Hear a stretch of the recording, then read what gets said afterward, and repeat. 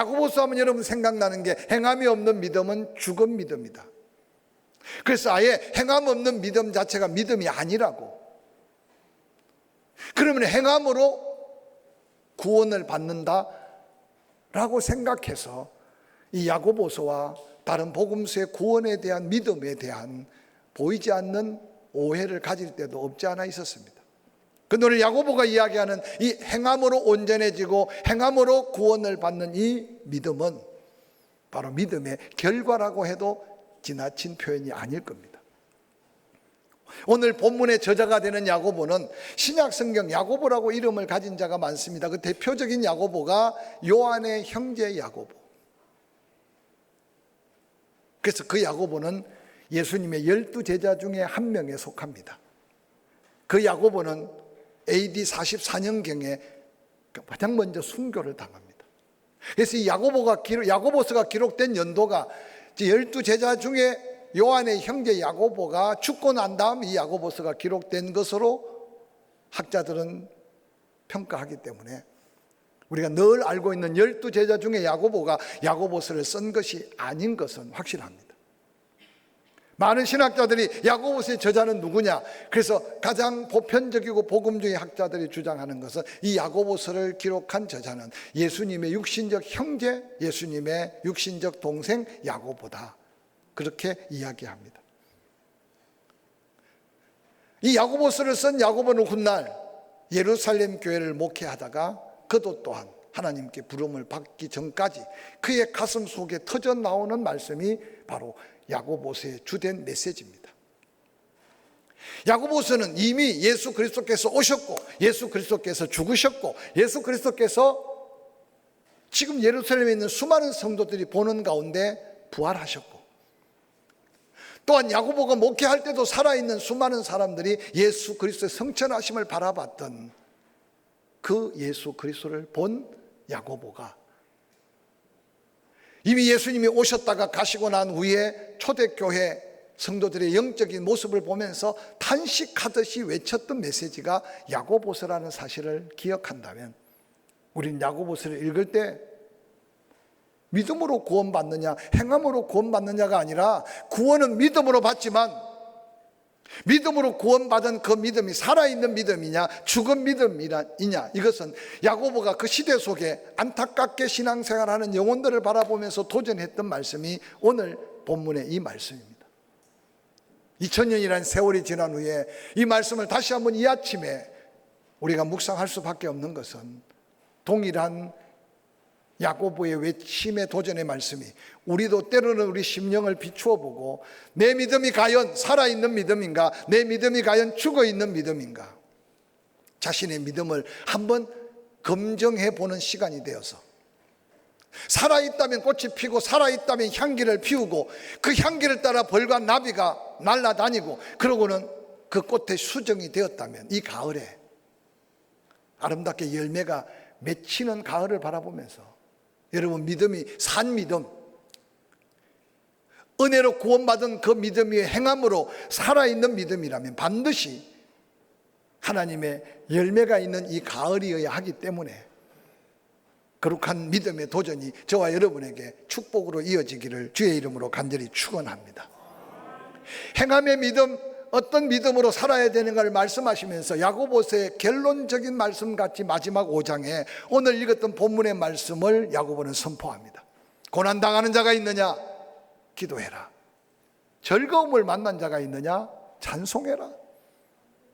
늘 가르치고 함께 알았지만 고난당할 때 부르짖는 기도도 기도지만 즐거울 때 노래하는 찬양도 기도라는 사실을 우리가 기억한다면 믿음이 있는 자라면 고난을 당하거나 즐겁고 기쁜 일이 있거나 하나님께 바라보고 기도해야 된다는 사실을 강조하고 있는 믿음의 결과를 이루기 위한 마지막 능력을 기도로 소개하고 있는 야고보의 말씀을 한번 묵상해 보시길 바랍니다. 그래서 많은 사람들이 찬송은 기도에다 곡조를 붙인 게 찬송이고 기도는 찬송에 곡조를 뺀 게 기도다.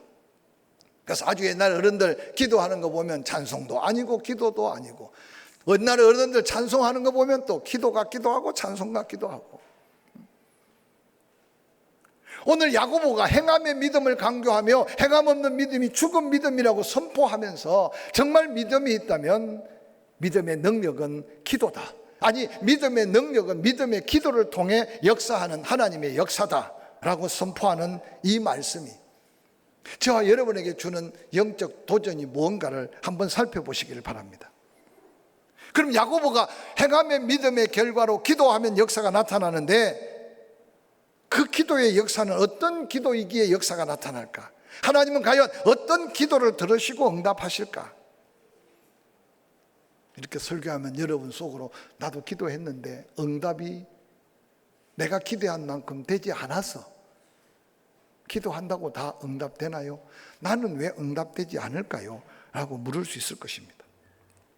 오늘날 우리는 유교 문화에 찌들다가 하나님의 특별한 은혜로 예수 그리스도의 부름을 받고 구원을 받았습니다. 그런데 우리의 체질 속에는요, 인간적이고 세상적인 어떤 환경의 영향을 받은 습관이 그냥 묻어 있어요. 이제는 많이 달라졌지만 지극정성으로 기도하면 하나님이 응답하실 것 같은 마음의 믿음보다 더한 나 자신의 위안 넘어 어떤 사모함이 있다는 사실을 한번 기억해 보시기 바랍니다. 그래서 그렇게 지극정성으로 기도하고 난 다음에 내가 기도를 많이 하고 하나님이 분명히 내 기도를 들었을 것이라고 스스로 위로를 받는 경우도 얼마나 많은지 모릅니다. 근데 성경에 부르짖으라고 말씀하시고 간절히 적극적으로 찾으라고도 하시지만 우리의 인간적인 노력과 정성으로 하나님의 응답을 끌어내린다고 말씀하신 말씀은 없다는 사실을 한번 기억하시기를 바랍니다. 또한 열정적으로 기도하면 하나님이 응답하실까요? 그런데 기도 응답에 대한 약속 속에 열정적으로 기도하면 내가 너의 열정을 보고 응답하리라 라고 하는 말씀을 성경에 찾아볼 수 없습니다. 그래서 우리가 늘 기도하면 예수 그리스도의 이름으로 기도하는 이유는 바로 예수 그리스도께서 베풀어 주신 의를 힘입어서, 즉 예수 그리스도의 이름으로 기도한다는 것은 예수 그리스도 때문에, 예수 그리스도로 인하여 예수 그리스도가 나의 믿음의 주가 되심을 고백할 때 믿음으로 구하는 기도이어야 한다는 사실을 예수 그리스도의 이름으로 기도하라고 명령하시며 증거된 놀라운 역사입니다. 야고보서 5장 16절은 이렇게 기록합니다. 너희 죄를 서로 고백하며 병 낫기를 위하여 기도하라. 서로 기도해라. 의인의 간구는 역사하는 힘이 크다. 의인의 기도가 역사하는 기도가 된다. 의인의 기도라야 하나님 보좌가 움직이고 의인의 기도라야 하나님이 응답하신다. 그런데 성경은 뭐라고 말합니까? 이 세상에 의인은 없다. 하나도 없다. 오늘 야고보 120문도 속에 성령 받고 뒤늦게 예수 부활을 목도하고 예수를 믿으면서 자기보다 믿음의 연조가 더 있고 자기보다 은사를 더 받고 자기보다 능력을 더 경험했던 제자들의 믿음 바라봐도 행함이 없는 그들을 보면서 예루살렘 강단에 탄식하며 외쳤던 예수님의 육신적 형제지만 뒤늦게 예수 부활, 예수 성천을 경험하고 믿음의 행함에 얼마나 소중함을 깨달았던 야고보의 외침이 여러분에게 삶에 보이지 않는 전통, 습관, 내 생활에 얽매여 있는 영적인 모습 속에 하나님의 거룩한 경고적 메시지가 이 말씀 속에 있을 수 있기를 주의 이름으로 간절히 축원합니다. 의인의 간구는 역사하는 힘이 크다라고 말씀하셨습니다. 사랑하는 성도 여러분, 우리는 아무리 도를 통하고 아무리 경건의 훈련을 하고 아무리 내가 세상 속에 온전함을 위해 노력할지라도 우리는 이미 죄인이었고 죄인이고 어려워질 수 없는 상태라는 사실을 기억할 때 여러분이 때로는 실수나 허물 속에 낙심하기보다는 우리의 의는 하나님이 우리를 의롭다고 인정해 주심의 의요, 그래서 그것을 칭의 구원이라고 말해요. 제가 전도를 해보면요, 세상 속에 여러 가지 환경 다른 곳에서 찌들어 있는 삶을 가진 분이 교회 나오는 게 너무 부담을 가져. 그래서 끊을 걸 다 끊고 자를 걸 다 자르고 누가 봐도 손가락질 받을 게 없어야 그래도 교인이고 크리스찬이라고 생각하는 자기 잘못에 의해 기준, 성도의 기준을 가지고 있어요. 근데 하나님은 우리의 체질을 아시고 우리의 연약함을 아신다고 말씀하셨어요. 내가 의인을 부르러 온 것이 아니고 죄인을 부르러 왔다고 말합니다. 우리가 구원받고 예수 그리스도의 은혜로 하나님 나를 의롭다 의인이라 하지만 우리는 여전히 넘어지고 우리는 여전히 실수할 수 있고 우리는 여전히 죄를 범할 수 있어요. 그래서 요한일서 1장 9절 너희 죄를 자백하면 저는 의로우시고 미쁘셔서 너희 죄를 사하신다. 모든 불의를 깨끗하게 해주신다. 이미 우리가 지었던 죄, 지을 죄까지 단번에 거룩한 보혈로 당신의 몸으로 대속의 제물을 다 흘려주시고 쏟아주신 예수 그리스도께서, 그래서 우리가 자복하기만 하면 이미 우리가 지을 죄만큼보다 더한 하나님의 대속의 은혜를 베풀어 주셨다는 사실입니다. 오늘 여러분이 주님 앞에 뭔가 구하고 하나님 앞에 뭔가 간구할 때 이 의인의 기도가 역사하는 힘이 크다는 이 놀라운 이 말씀이 여러분 마음속에 확신 있는 믿음이 되기를 주의 이름으로 간절히 축원합니다. 때로는 부르짖어 기도함도 필요하고 때로는 오래 기도함도 필요하고 때로는 금식하며 기도함도 필요해요. 그러나 그보다 더 전제되어야 되는 것은 예수 그리스도가 나의 구주가 되시고 주님이 되시는, 내가 구원받음의 확신 속에 하나님이 나를 의롭다 인정한 성령의 인치심과 성령의 감동 가운데, 그래서 예수 이름으로 믿음으로 구하는 기도는 하나님이 응답하시고 역사하신다. 그래서 야고보는요, 당시에 구약의 여러 선지자들 중에 굉장히 존경하고 우러러 바라봤던 엘리야를 소환해서 지금 말씀 속에 예화를 듭니다. 야고보서 5장 17절 엘리야를 알지 않느냐? 우리와 성정이 같은 사람이었다. 그런데 그가 비 오지 않기를 간절히 기도한즉 3년 6개월 동안 땅에 비가 오지 아니했다. 다시 기도하니 하늘에 비를 주고 땅이 열매를 맺었다. 엘리야에 대한 이야기를 딱 두 줄에 요약했지만 당시에 하나님의 백성들은 엘리야의 어떤 기적적인 역사를 모르는 사람이 없어요. 이 자리에 앉아 계신 여러분도 아마 엘리야가 하늘 문을 닫고 하늘 문을 열었던 열왕기상 17장 18장 이어지는 말씀을 모르는 분이 어디 있습니까? 근데 오늘 야고보는요, 그 엘리야를 소환하면서 엘리야가 우리와 똑같은 사람이었다. 여러분 열왕기상을 살펴보면 엘리야가 하나님께 부름받기 전에 하나님이 어떤 사람은 미리 예고하기도 하고 계시하기도 하고 특별한 환상을 보여주고, 근데 엘리야는요 전혀 하나님께 부름받는 그 전에 누집 아들인지 어떻게 태어났는지 그 나이가 얼마인지 그 믿음이 어떤지 전혀 기록하고 있지 않아요. 그냥 하나님이 지금 요르단 중앙 산악지대 길랏 지역에 디셉이라는 동네에 농사 짓고 있는데 그냥 하나님이 부르신 거예요. 그냥 하나님 부르시니까 엘리야는 순종할 수밖에 없어. 왜냐? 그 강력한 하나님 부름 앞에. 그래서 엘리야와 비교해 보라는 거예요. 그리고 엘리야에게 믿음 때문에 부르다고 말하지도 않아요. 엘리야가 기도를 많이 해서 불렀다고 말하지 않아요. 엘리야가 열심히 하나님을 섬기기 때문에 불렸다고 말하지 않아요. 엘리야는 부름받는 그 순간부터 하나님 사람답게 만들어가고 세워가는 전능한 하나님을 보게 하시는 거예요. 할렐루야. 오늘 우리는 하나님 앞에 설 때 자꾸 자신을 비추어서 하나님 앞에 내가 이만큼 내가 이렇게 했는데, 아니에요. 하나님의 은혜는 늘 받은 은혜는 감사하고 다음의 은혜는 전적으로 하나님이 주시는 은혜임을 기억하시기 바랍니다. 기도 응답도 마찬가지예요. 그래서 이스라엘 백성들에게 엘리야를 통해서 도전하는 거예요. 하나님이 함께 하시면 하늘 문이 닫히기도 하고 하나님 말씀대로 순종하면 하늘 문이 열리기도 한다. 할렐루야. 우리 인생 앞에 엘리야의 비유된 이 말씀 한마디만 한다면 우리 삶에 뭐가 문제가 되겠어요? 기도로 해결할 수 없는 문제가 어디 있으며 기도로 할 수 없는 일들이 뭐가 있겠느냐 그 말이에요. 그래서 야고보서 5장 14절 너희 중에 병든 자가 있느냐? 그냥 고난당하면 기도해라, 즐거운 일 있으면 찬송해라 그랬는데 바로 이어서 고난 중에도 고난이 뭐냐? 목숨을 걸어야 될, 생사를 걸어야 될 너희 중에 믿음이 있다면 생사를 걸어야 될 병든 자가 있느냐? 기도하라는 거예요. 어떻게 기도하느냐? 교회 장로들을 불러라, 기름을 부어라, 그리고 기도해라.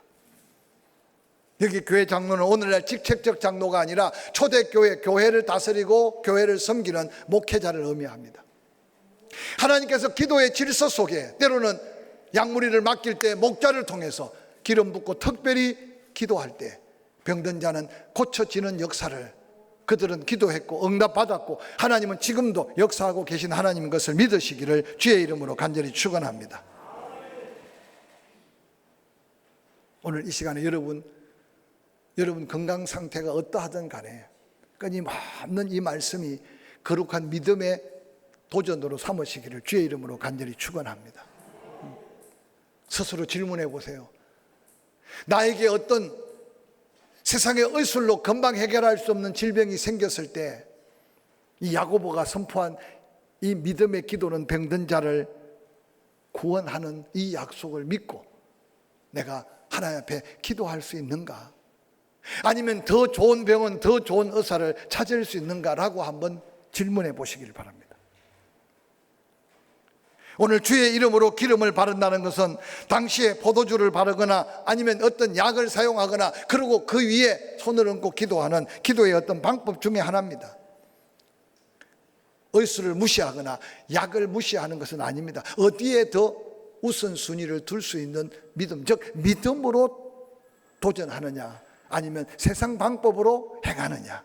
기도할 때 하나님이 들으신다는 확신, 그것도 기름을 붓는다는 것은 하나님 이 시간에 이곳에 역사해야 된다는 강력한 믿음의 증거가 바로 병든 자를 고치는 하나님의 역사로 이어진다는 이 말씀은 꼭 기억하시기를 주의 이름으로 간절히 축원합니다. 그래서 야고보서 5장 15절에 믿음의 기도, 믿음으로 기도한 그 기도는 병든 자를 구원한다. 누가? 주께서 일으키신다. 과거에는 어리석을 때 능력 있는 목사가 안수하면 낫는 것 같아서 천만에요. 엘리야와 우리도 성정이 같은데 하물며 여기 있는 이 부족한 목사나 여러분과 다를 게 뭐가 있어요? 그러니까 여러분 인간적으로 생각하니까 그냥 내가 기도하고 말지 뭐 목사가 기도한다고 낫는가 그렇게 생각하고 살아도 사는데 지장이 없으면 은혜입니다. 그러나 옛날에 우리 믿음의 선조들은요 그저 아프면 기도받고 그리고 하나님 앞에 먼저 구하고 그 목사가 기도하면 그냥 되는 대로 기도만 합니까? 하나님이 어떻게 치유하실까 은혜를 구하고 혹이나 압니까? 더 좋은 병원을 찾을 수도 있고 더 좋은 방법을 하나님께서 지혜로 주실 수도 있고 아멘 안 해도 괜찮아요. 그래서 우리 교회는 좀 덜합니다만 어떤 교회는 지 혼자 살짝 병원 가서 들어 누워 계시다가 목사가 신방 안 온다고 시험이 들어가지고 그러고는 여러분 저도 어떤 때는요 그런 능력의 은사를 못 받아가지고 여러분 살짝 병원에 누워있는 거 제가 모릅니다. 그래서 예배 때마다 아픈 사람 기도는 하지만 그 기도가 그분한테 통할지는 모르겠어요. 옛날에 어른들은 병은 널리 알리라 그랬어요. 왜냐? 관심과 사랑을 통해서 때로는 여러 가지 도움을 받아. 그런데 요즘은요 뭐든지 다 숨기고 싶어해. 오늘 이 말씀이 여러분에게 거룩한 도전이 되기를 주의 이름으로 간절히 축원합니다. 주께서 일으키시는 거예요. 그 누구도 고칠 수 없어요. 그 누구도 살릴 수 없어요. 이 세상의 인간은 나 같은 죄인이에요. 그러나 믿음으로 구하는 기도를 들으시고 고칠 수 있는 치유의 능력 살리시는 예수 그리스도만이 고치고 살린다는 사실입니다. 할렐루야. 뿐만 아니라 오늘 야고보서 5장 15절에 믿음의 기도는 병든 자를 구할 뿐만 아니라 혹시 죄를 범하였을지라도 사하심을 받으리라. 성경에 어디 예수님이 병만 고치는 게 목적이었습니까? 예수님이 병든 자를 고칠 때 반드시 뒤따라오는 게 내 죄가 사해졌다, 다시 병에 걸리지 않게 죄를 범하지 말아라. 그건 뭐냐? 영혼 구원이 최종적인 목적이에요. 그래서 성경에도 말합니다. 내 영혼이 잘된 같이 범사가 잘되고 강건하기를 원한다. 할렐루야. 하나님 우리에게 은혜를 베푸시는 목적은 우리의 영혼이 구원받아 영원한 하나님의 은혜를 누리는 게 목적이에요. 근데 끊임없이 세상은 악한 영들은 우리가 육에 속하기를 원해요. 사고 한번 면하면 사고 없습니까? 코로나 지나면 다시는 병이 없습니까? 여러분 병에 쫓겨 다니다 보면요 평생 죽을 때까지 병일 거예요. 여기 건강해서 한 번도 병원 안 가신 분이 병이 없어서 안 갑니까? 천만에요. 병에 쫓겨 다니는 게 아니라 병을 이겨가는 믿음 되기를 주의 이름으로 간절히 축원합니다. 할렐루야. 믿음의 기도는 더 심각한 병든 자를 고쳐주신다. 그러나 그것이 끝이 아니다. 믿음의 기도는 그 영적인 죄, 영적인 질병인 죄를 회개할 수 있는 능력까지, 즉 영혼까지 치유받는 구원의 역사가 있게 된다. 이게 바로 완전한 치유고 완전한 은혜라는 사실을 기억하시기를 주의 이름으로 간절히 축원합니다. 혹이라도 육신의 건강이 좋지 않은 분들, 건강 가지고 계속 기도해 보세요. 그러면 하나님이 그때마다 고쳐주시는지. 어떤 때는요, 아픈 것 가지고 기도했는데 회개치 못한 죄가 생각나고, 아픈 것 가지고 기도했는데 육신이 고침받기 전에 영혼이 소성케 되고 영적인 감동과 감격이 새로워져서 병은 여전히 있는데 병을 이겨가게 하시는 능력이 치유보다 더 큰 능력이라는 사실을 믿으시기를 주의 이름으로 간절히 축원합니다. 근데 너무 육신 속에 사니까 내 고통만 없어지면, 내 이 아픔만 없어지면, 제가 교정하는 걸 배워서 해보면 어떤 분은요, 못 믿으면 안 고쳐져. 또 어떤 분은 설명해도요, 그렇게 나을 것 같으면 이렇게 아플까. 여러분, 아픈 거하고 낫는 거하고는요 차원이 달라. 아무리 아파도 낫는 건 한순간이에요. 아무리 중한 병이라도 하나님이 손대면 순간이라니까. 근데 너무 고통이 심하니까 이거는 적당히 고쳐서는 안 될 것 같아. 그게 여러분 성령이 주는 마음이 아니고 믿음의 마음이 아니라니까. 얼마나 그 심지가 찔기면 하나님이 얼마나 아프게 해가지고 그 영혼을 살리려고 예수 그리스도께서 탄식하고 성령으로 기도할까. 역으로 생각해 보시라 그 말이에요. 뿐만 아니라 오늘 성경은 우리에게 그렇게 도전합니다. 야고보서 5장 19절, 내 형제들아 너희 중에 미혹이 되어 진리를 떠난 자를 누가 돌이켜 서게 하겠느냐.